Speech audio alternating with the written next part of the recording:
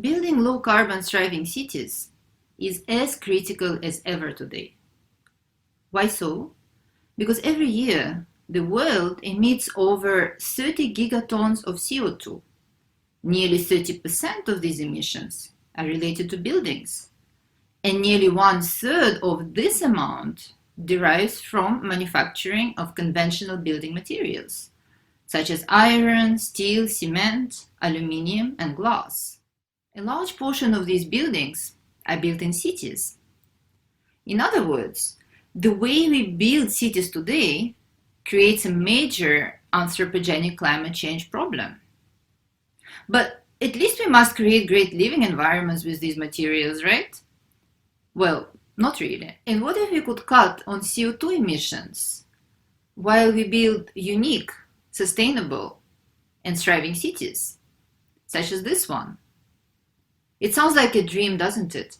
So let me show you that it is in our hands to make this dream a reality. What we need is to bring together alternative building materials, alternative building designs and technologies, and alternative urban development models. So you may say, we're not ready to replace cement, steel, and glass in our cities, or to influence those builders who want to minimize their cost and maximize their profit. But there is a saying, those who think it is impossible should not interrupt those who are doing it. And this rings true today more than ever, because we are doing it.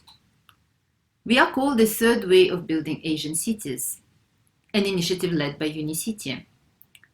We are over 20 renowned international experts and 60 dynamic supporters across 30 countries. We are city leaders, policymakers, architects, urban designers and planners, economists and climate change specialists, writers and graphic designers. We work on introducing an incremental but a radical change to urban development at scale. We have conducted extensive research and identified viable alternative solutions to support Asian cities, which are already home to over half of the world's urban population, so that they will not look like this, but like this, while we help minimize the impact of climate change on the planet. So let me unlock a few hidden doors for you, based on the work we are doing. One of the alternative building materials lies right under our feet. It is the soil. Did you know that the very soil every builder digs for foundations of a building is actually a construction material? In fact, as of 2005, 30% of the world's population lived in houses constructed of raw earth. But this is not the type of buildings we can use for densely populated Asian cities, right? Because we need to build higher than this. The solution we identified is compressed stabilized earth blocks, or CSCB. By adding a little bit of cement into the mix, we radically increase the strength of the block, which then allows us to build up to 5 stories high from earth. This is how we make it. We mix gravel, sand, silt, and clay, already contained in suitable soils, with as little as 4 to 10% of cement. In addition, we don't burn the block like a conventional fired brick. We compress it. Now, the energy and associated carbon emissions required to produce cement are usually very high. And same goes for fired bricks, as you can see on the graph. But this is not the case for CSCB. So here are our environment gains from utilizing CSCB. Reduced embodied energy in CO2 emissions, reduced air pollution, and an optimal use of the resource, because we utilize the very soil excavated for foundations. And how does the outcome feel like? Engaging warm color buildings. Here is one designed by one of our experts, Jaikumar Soman, that age much better than a concrete construction. Now, any soil is not always suitable for CSEB, but we found that suitable soil types largely prevail across the rapidly developing global south. Here it is. Pockets of suitable soil locations are marked in red on the map. And finally, did you know that the construction industry generates 1/4 of the world's solid waste? But CSEB blocks can be crushed and utilized again to make new blocks, which could greatly reduce construction waste. So one alternative building material lies beneath our feet, and another one actually grows from it. It is the trees. So you may say, are you actually advising us to cut our trees for construction? Well, yes, but we advise to only use those trees which have been planted for this purpose. How is it possible? In different ways. We looked at the case of Canada, which leads timber-based construction industry. Its annual construction timber harvest makes less than 0.5% of its total forest area. In contrast, 5% of it is annually damaged by insects, so 10 times more, and 0.4% are burnt in forest fires.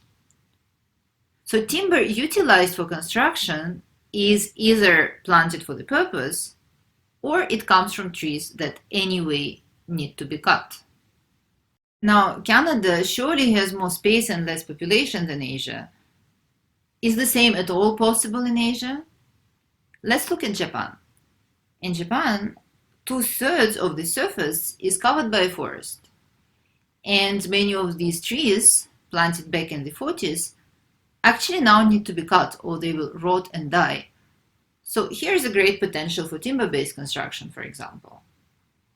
In addition, we found that wood in tropical Asia is often softwood, and on average, softwood and bamboo tend to grow up to 4 times faster than hardwood in Europe or North America. Some species of bamboo actually grow as fast as 90 centimeters a day.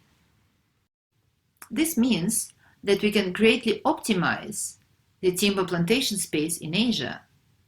Now, Asia also faces severe deforestation. According to the Food and Agriculture Organization, between 1990 and 2020, the region lost 1/6 of its forest area.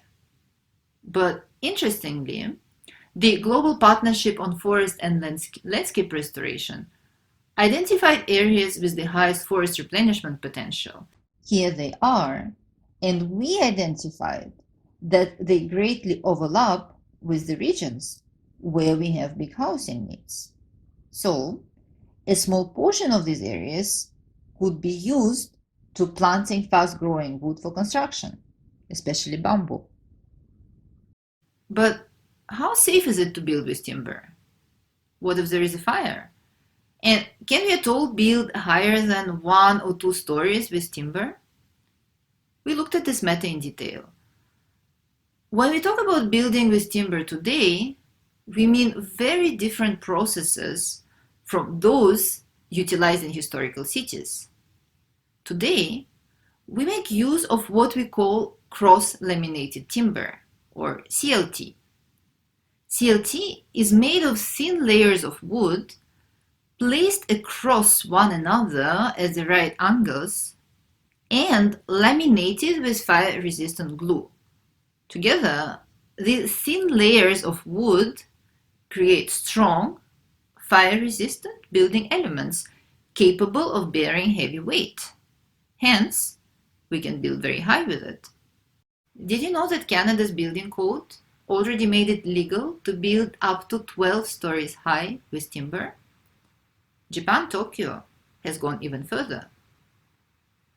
It has approved a building of 70 stories and 350 meters high, 90% made from local wooden materials. Let's come to safety now. CLT may actually be safer to build with than conventional materials, as surprising as it may sound. And here is why. After 30 minutes of fire, a large wooden beam will have lost 25% of its strength and stand still. A steel beam, on the other hand, will have lost as much as 90% of its strength and will have collapsed.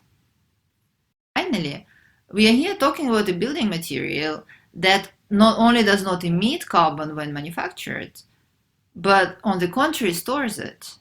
As you know, trees absorb and store carbon dioxide. This carbon remains locked in the tree or a timber piece, and that's for a lifetime. This makes timber not only carbon neutral, but actually carbon negative. Let me surprise you. The US-based sustainable lumber company assessed that a 5-story CLT building can cut emissions equivalent to removing from the road up to 600 cars, and that for an entire year. And what would it mean to live in a timber-made building? Here go some images to give you a feel of it. But this is not enough.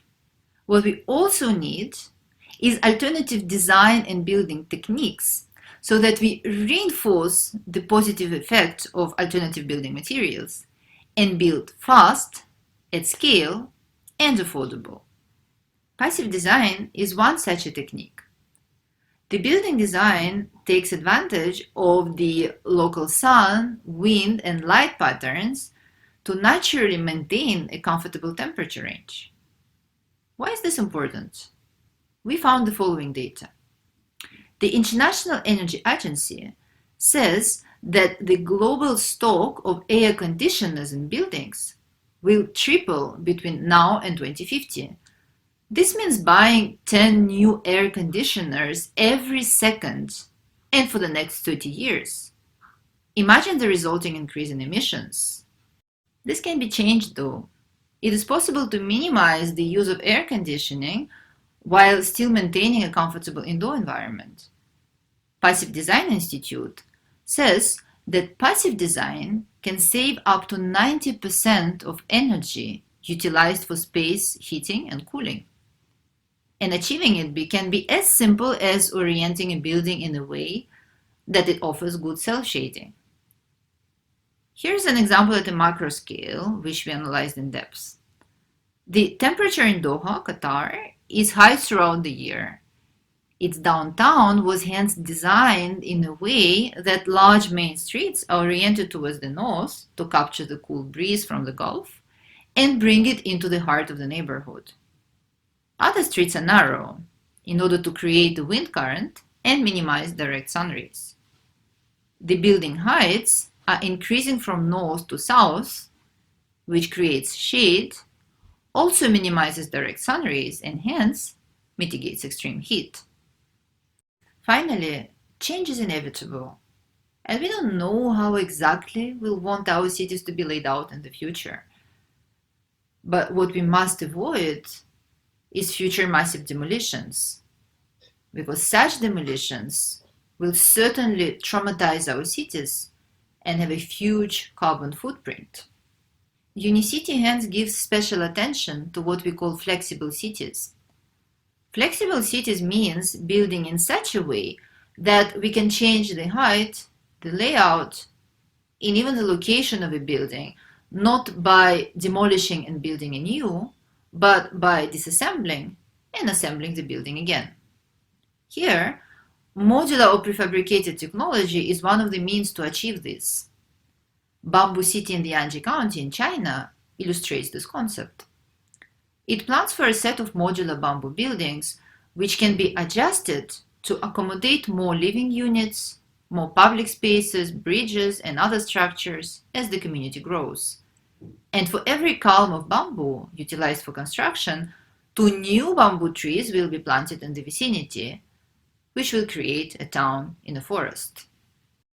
So all this brings us way beyond reducing carbon emissions only, which is already a lot. We also help cities adapt to climate change, increase sustainability, quality of life, and create unique cities that we will be thrilled to visit and to live in. Are you still skeptical? Well, 30 years ago, Did we believe that there is an alternative to fossil fuels? And now, if you look at it, even most hardcore oil and gas companies have renewable energy cells. And this is because they understand that this sustainable future is already happening, and they don't want to be left behind. The world's renewable energy share went from 5% in 2007 to nearly 14% in 2019. In other words, it nearly tripled over the last 12 years. It is in our hands to change the way we build cities too. All the more so because every second person in the world is actually an urban dweller. We're here talking not only of the future of our planet, but also of the quality of each hour of our life. Do we want to spend it in this standardized alienating environment? Or in these unique, livable, and naturally climate resilient environments? The final word is ours, and we have a short window of opportunity to take action. Over 75% of the infrastructure that will exist in 2050 doesn't yet exist today. The way we build cities today will hence determine our quality of life and the future of our planet for decades to come. The voice of each of us counts. Whether you are a mayor, a policymaker, an urban practitioner, a research institute, a development foundation, or a citizen, we can make this change together. So we look forward to welcoming you into our growing third way movement.